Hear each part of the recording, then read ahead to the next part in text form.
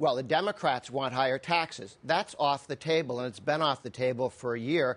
The Democrats are a little hard of hearing. They lost the last election because they raised taxes and spent too much. There has been a massive compromise. The Republicans, as you know, passed the Paul Ryan legislation, which is a $6 trillion reduction in Obama's $10 trillion increase in the debt that he put into his budget. The Republican budget says let's take that down by $6 trillion. The agreement that Obama, Reid, Pelosi, and the Republicans came to in August was not the $6 trillion that Republicans wanted to save taxpayers, but only $2.5 trillion.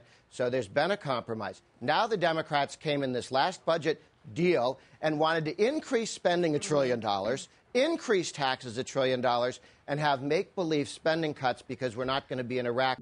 Let me make it clear. We Democrats put a $4 trillion plan on the table. We had $1.3 trillion of cuts, and we had $1.3 trillion of revenue.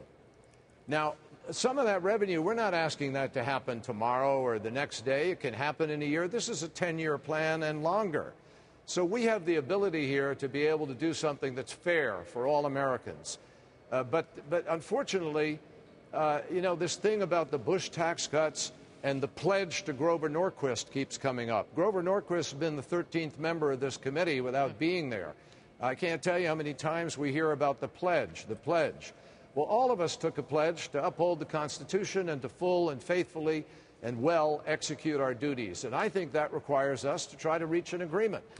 Why do Republicans not want to raise taxes more than that? Because it will kill job creation. And the best way to get out of this deficit situation we have is for economic growth to produce more wealth that can then be taxed. That also has the benefit of creating a lot more jobs. Even President Obama said you don't raise taxes in a recession. And that's precisely where we are. So that's why Republicans have said don't raise taxes right now.